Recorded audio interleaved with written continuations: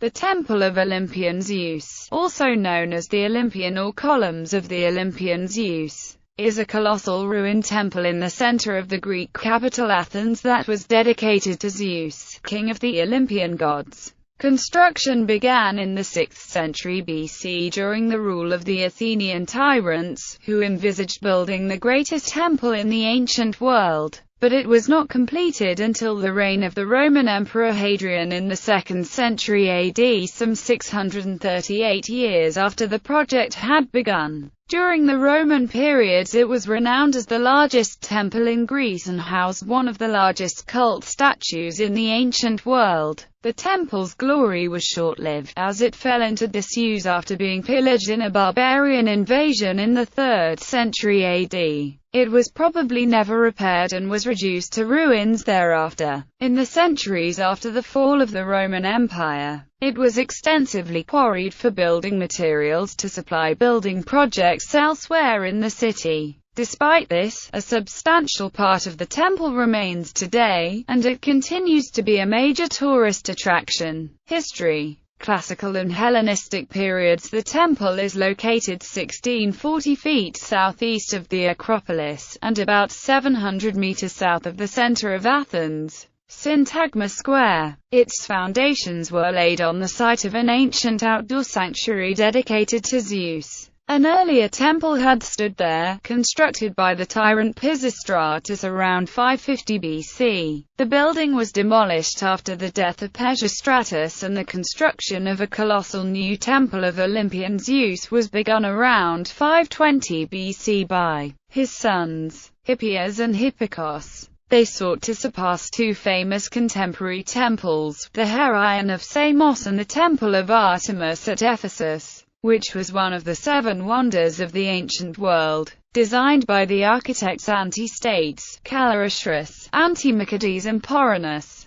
the Temple of Olympian Zeus was intended to be built of local limestone in the Corinthian style on a colossal platform measuring 41 meters by 108 meters. It was to be flanked by a double colonnade of 8 columns across the front and back and 21 on the flanks, surrounding the cella. The work was abandoned when the tyranny was overthrown, and Hippias was expelled in 510 BC. Only the platform and some elements of the columns had been completed by this point, and the temple remained in this state for 336 years. The temple was left unfinished during the years of Athenian democracy, apparently because the Greeks thought it is hubristic to build on such a scale. In the treatise Politics, Aristotle cited the temple as an example of how tyrannies engaged the populace in great works for the state and left them no time, energy or means to rebel. It was not until 174 BC that the Seleucid king Antiochus IV Epiphanes, who presented himself as the earthly embodiment of Zeus, revived the project and placed the Roman architect Decimus Cossusius in charge. The design was changed to have 3 rows of 8 columns across the front and back of the temple and a double row of 20 on the flanks,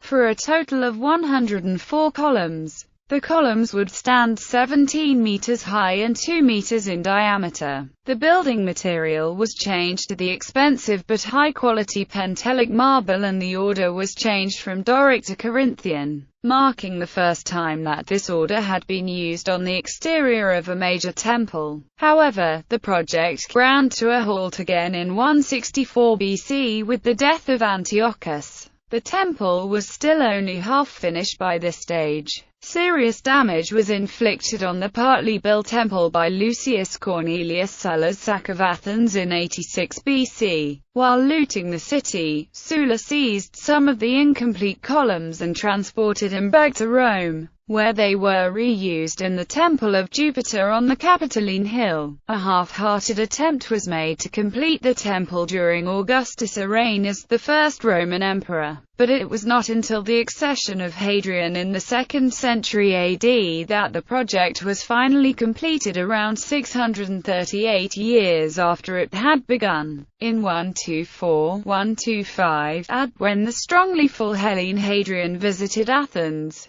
A massive building program was begun that included the completion of the Temple of Olympian Zeus. A walled marble-paved precinct was constructed around the temple, making it a central focus of the ancient city. Cossius's design was used with few changes, and the temple was formally dedicated by Hadrian in 132, who took the title of Panhellenios, in commemoration of the occasion. The temple and the surrounding precinct were adorned with numerous statues depicting Hadrian, the gods and personifications of the Roman provinces. A colossal statue of Hadrian was raised behind the building by the people of Athens in honor of the emperor's generosity. An equally colossal chryselephantine statue of Zeus occupied the cellar of the temple. The statue's form of construction was unusual, as the use of chryselephantine was by this time regarded as archaic. It has been suggested that Hadrian was deliberately imitating Phidias' famous statue of Athena Parthenos in the Parthenon, seeking to draw attention to the temple and himself by doing so. The Temple of Olympian Zeus was badly damaged during the Herulaean sack of Athens in 267. It is unlikely to have been repaired, given the extent of the damage to the rest of the city. Assuming that it was not abandoned, it would certainly have been closed down in 425 by the Christian Emperor Theodosius II when he prohibited the worship of the old Roman and Greek gods.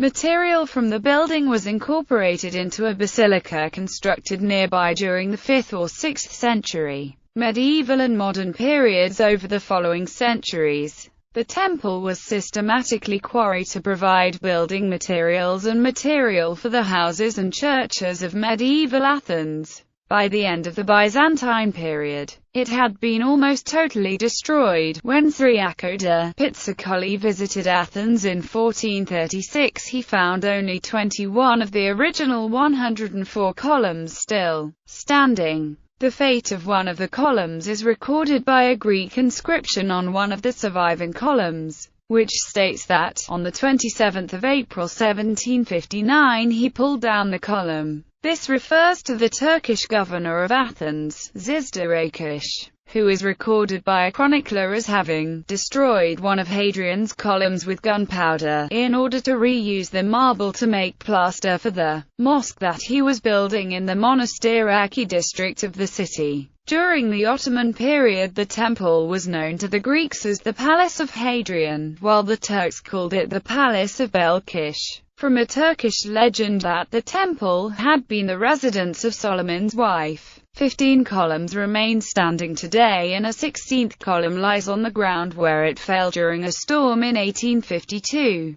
Nothing remains of the cellar or the great statue that it once housed. The temple was excavated in 1889 to 1896 by Francis Penrose of the British School in Athens. In 1922 by the German archaeologist Gabriel Welter, and in the 1960s by Greek archaeologists led by Ioannis Travlos. The temple, along with the surrounding ruins of other ancient structures, is a historical precinct administered by F48 of Antiquities of the Greek Interior Ministry. On the 21st of January 2007, a group of Hellenic neo-pagans held a ceremony honoring Zeus on the grounds of the temple. The event was organized by Hellenes, an organization which won a court battle to obtain recognition for ancient Greek religious practices in the fall of 2006.